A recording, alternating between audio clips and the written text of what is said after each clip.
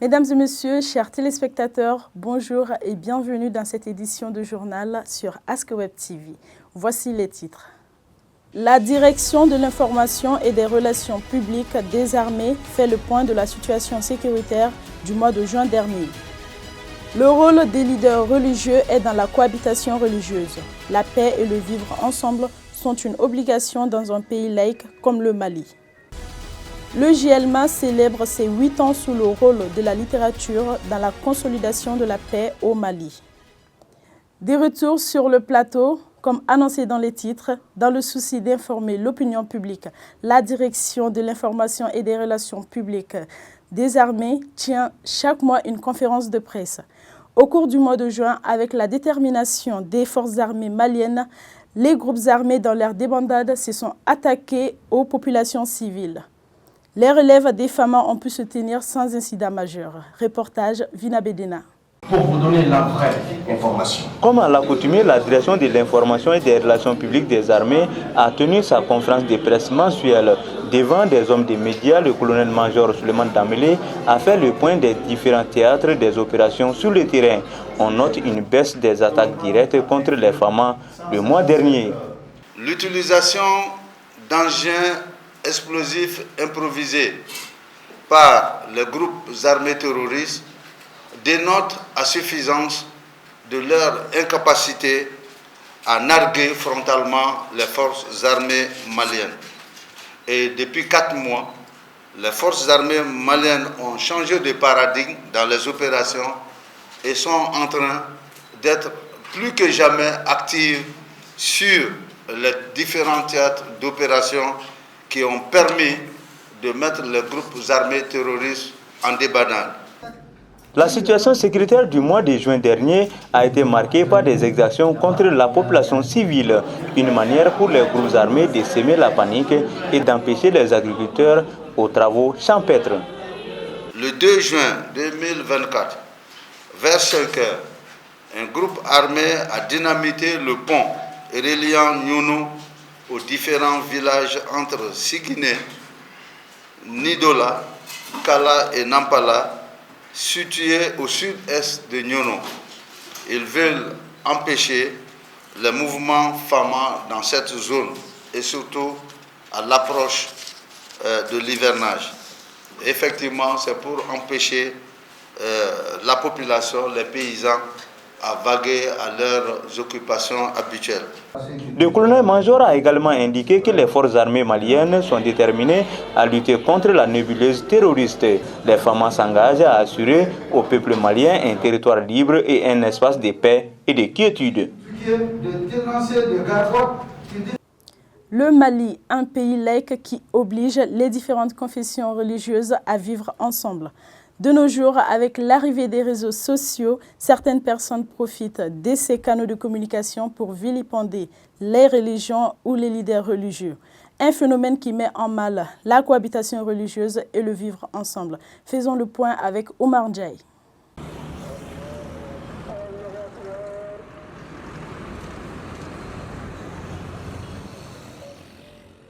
Au Mali, depuis des siècles, des fidèles musulmans et chrétiens cohabitent parfaitement en harmonie.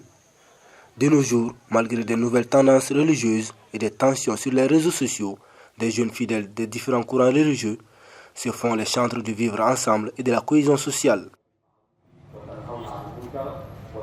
Mon père est musulman, ma mère est chrétienne.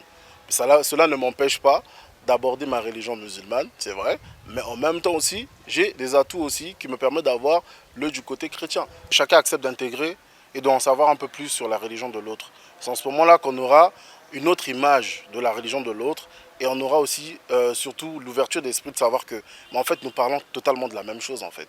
Que ce soit un musulman, que ce soit un chrétien, le message reste le même. Les deux prônent la paix.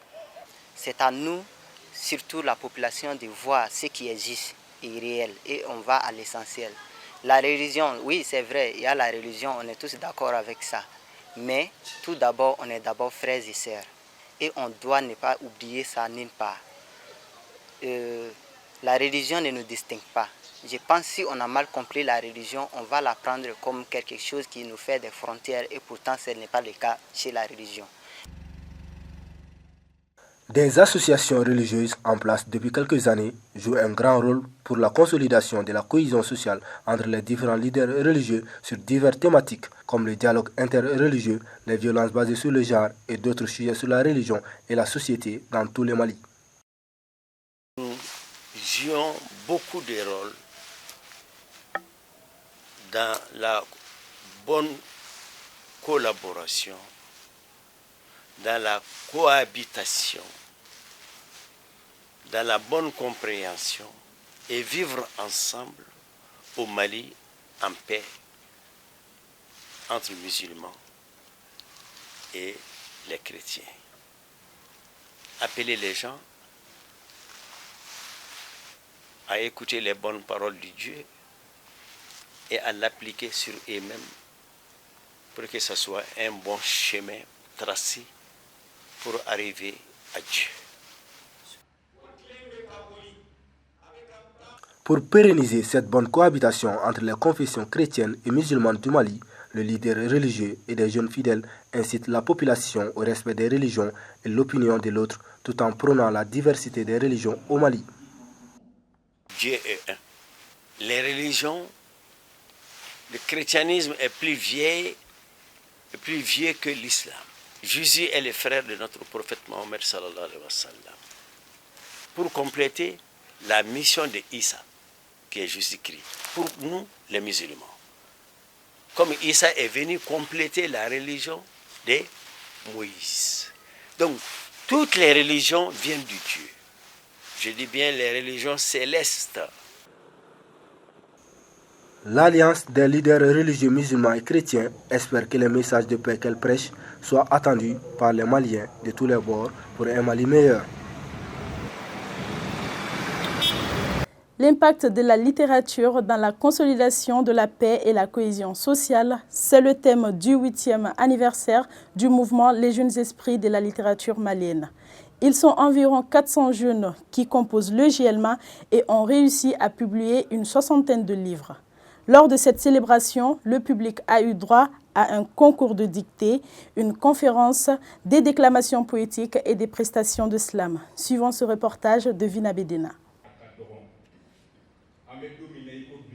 Créé en 2016 dans l'enceinte de l'Institut universitaire de Bamako, cela fait 8 ans jour pour jour que le mouvement Les Jeunes Esprits de la littérature malienne, JELMA, mène des activités de promotion et de rayonnement de la littérature malienne, ainsi que la valorisation de la culture malienne. Ces jeunes littéraires sont au total près de 400 pour une soixantaine de livres publiés.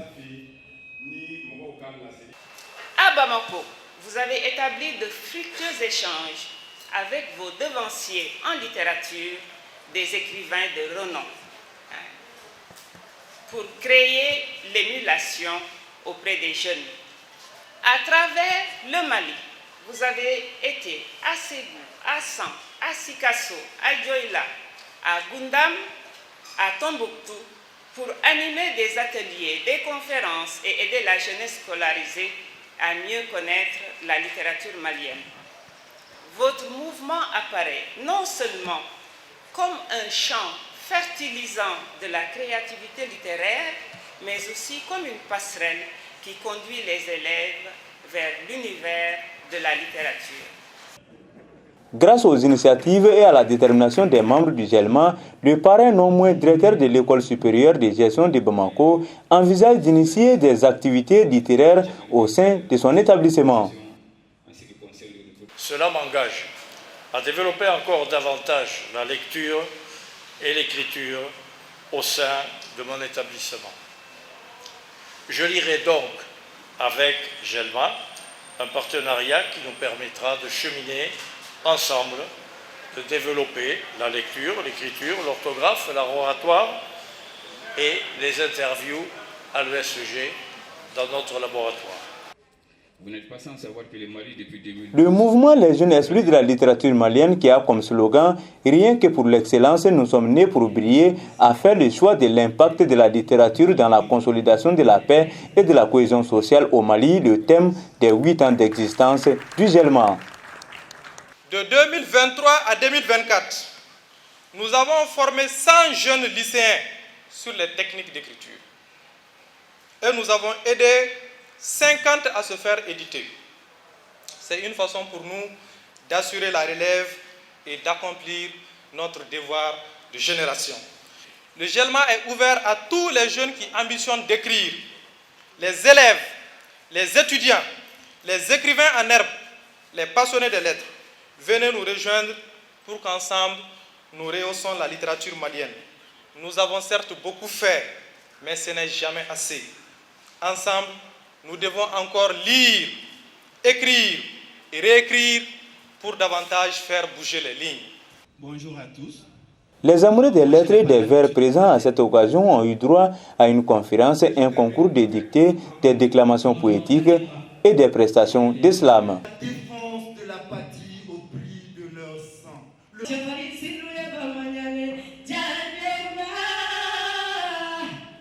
Toujours dans le cadre de la littérature, les conditions de vie de la gente féminine et la marginalisation dans la société contemporaine, ce sont les thèmes abordés par l'écrivaine Kada Tandina qui a présenté ce jeudi 27 juin 2024 à Bamako son tout premier roman intitulé « Les larmes invisibles ». Avec cette œuvre, l'auteur entend contribuer à l'amélioration des conditions de vie de la femme et à la lutte contre la mendicité urbaine. Reportage de Moussa Aliou Tsissé et Omar Ndiaye. Les larmes invisibles, c'est le titre du tout premier roman de la journaliste et écrivaine Kada Tandina.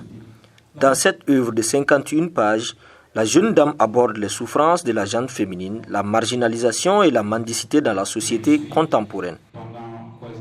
Cette œuvre parle de deux thématiques, la première sur la mendicité, la seconde sur ce que les femmes vivent dans le foyer après le mariage.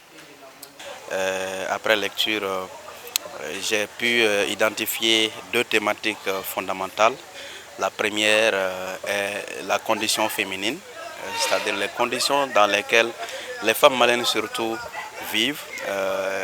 Il y a, selon l'auteur, le poids social sur ces femmes. Ce roman est un recueil de deux nouvelles. La première, intitulée La fille de la rue, raconte l'histoire d'une jeune fille orpheline qui est contrainte de mendier pour se nourrir. La seconde, quant à elle, Femme au foyer, dépeint le quotidien d'une femme malienne victime de violences conjugales. Conçues dans un style simple et direct, ces deux nouvelles sont d'une grande force émotionnelle pour les lecteurs.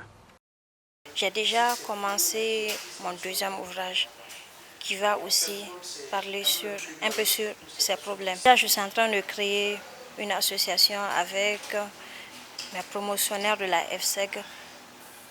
Donc notre objectif sera vraiment de lutter contre la mendicité et lutter contre les VBG. Devant un public composé de professionnels du monde de la littérature et des médias, l'auteur a parcouru les grandes lignes de son roman et a partagé ses futurs projets afin de contribuer à la lutte contre les violences conjugales et la mendicité urbaine. Notons que ce roman est disponible dans les librairies au prix de 3 000 francs CFA. Page sportive de cette édition. Lancement, c'est fait. Les Étoiles du Mandé, l'académie de football de Badougou Nafadji, jouera en première division la saison prochaine. Après plusieurs tentatives, les Bleus et les Rouges ont survolé la compétition de montée en remportant tous leurs matchs. Reportage Mokhtar Bari. Étoiles du Mandé FC Diara sont les clubs promus en première division pour la saison 2024-2025. C'est là, à l'issue du tournoi de montée qui a eu lieu du 23 juin au 5 juillet 2024, où les deux clubs ont dominé respectivement leur poule. Lors de son dernier match face à l'AS Douanes, les Étoiles ont conclu par une victoire de 1-0. Cette montée-là, c'est un sentiment de satisfaction. Je pense que nous avons bien bossé. Les garçons ont mouillé le maillot. Ils ont donné le meilleur d'eux-mêmes. Sur les 3 matchs, nous avons fait 3 victoires. En tout cas, c'est vraiment un sentiment de satisfaction. C'est une équipe des Étoiles bien aguerrie qui a lutté pour obtenir cette montée. Un résultat prometteur pour cette académie. Joueurs et dirigeants savourent le bilan d'une année de dur labeur.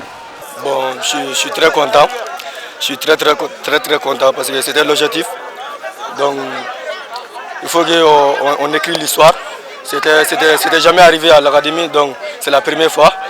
On est tous fiers. Je suis fier de l'équipe. Et puis, alhamdoulilah, quoi.